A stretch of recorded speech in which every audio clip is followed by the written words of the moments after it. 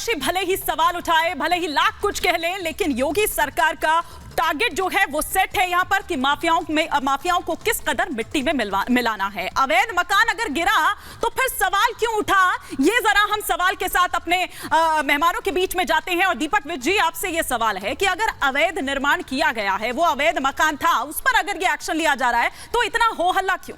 बहुत बढ़िया बात आपने क्वेश्चन पूछी। इससे बाद में दो तीन मुझे और जो एक दो सवाल चले थे उनके बारे में बोलना चाहूंगा। और पहले मैं इसको, ये बड़ा टेक्निकल क्वेश्चन है। जितने लोग हमारे पैनलिस्ट हैं शायद वो इस बारे में नहीं जानते होंगे। मैं कभी इस फील्ड से जुड़ा रहा हूँ, इसलिए मुझे बहुत ज्यादा, इसी नोएडा में हम बैठे हैं। प्रॉपर्टी केवल वही तोड़ी जा सकती है जो सरकारी जमीन पे अवैध अतिक्रमण होता है।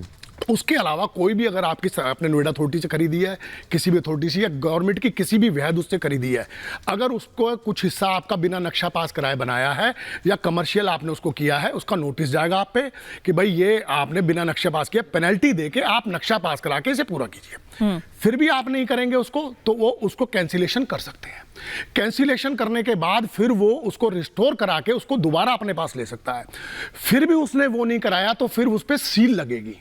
सील लगने के बाद जो है फिर वो कोर्ट जाएगा, कोर्ट से उस सील को छुड़वाएगा, पेनल्टी, रिस्टोर और सब चीज पे करके फिर होगा। वो भी नहीं होगा तो गवर्नमेंट उसको टेक ओवर करेगी, फिर उसको जिसको उसको बेचना है या नई अलॉटमेंट करनी है वो करनी है। एक हिस्सा ये है। सेम यही चीज जब उसको आपने कमर्शियल में किया है वो होगा। सरकारी जमीन के अंदर भी क्या होता है कि जब सरकारी जमीन पे आपने अतिक्रमण किया हुआ है तो उसके अंदर भी आपको एक नोटिस देना पड़ता है। वो टाइम बाउंड इतना नहीं होता, कई बार आप 2 दिन के नोटिस पे भी कर सकते हैं, पर उसकी भी एक प्रक्रिया होती है। ये सारे केस में सबसे बड़ी जो लड़ाई है कि टेक्निकलिटी या अपराधियों वाले विशेष को अलग छोड़ दें।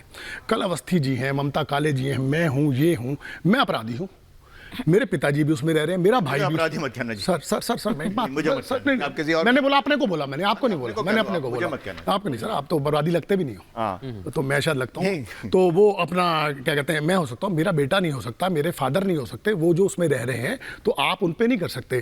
कोर्ट भी ये कहता है कि जो दोषी है केवल सजा उसको मिलेगी, आप उस मकान को नहीं दे सकते। अवैध नक्शा है, आप उसको नोटिस दीजिए। एक मिनट मैं कभी किसी के बीच में नहीं बोलता, अगर मेरे बीच में कोई आप कंप्लीट करें। अच्छा, दूसरा अभी जो फिर उसके बाद इन्होंने जो स्टार्टिंग में बात करी थी कि भाई वो अपना फोटोओं की और उसकी, आशाराम बापू जी के साथ मोदी जी की कितनी फोटोएं थी, कुलदीप सेंगर, चिन्मयानंद स्वामी के साथ पूरे बीजेपी की फोटोओं से भरा पड़ा है। तो ये मुद्दा तो कभी आना चाहिए। एक आरोप किसी पे लगाएंगे, कीचड़ अपने पे भी उछलेगा। तीसरी, एक मिनट सर, तीसरी फोटो को हटा के देखिए, आपने जो बात की, क्योंकि ममता जी बहुत देर से फिंगर बता रही हैं कि उनको कुछ कहना है। एक मिनट में रह गया, बहुत जरूरी है, रह गया वो मेरा, मैं इसलिए मैंने कहा था मैं 2-3 सवाल उसी में कन्वर्ट कर, आप जब मुझसे अभी खत्म नहीं हुई, आप लिखिए, क्योंकि उन्होंने जो आपने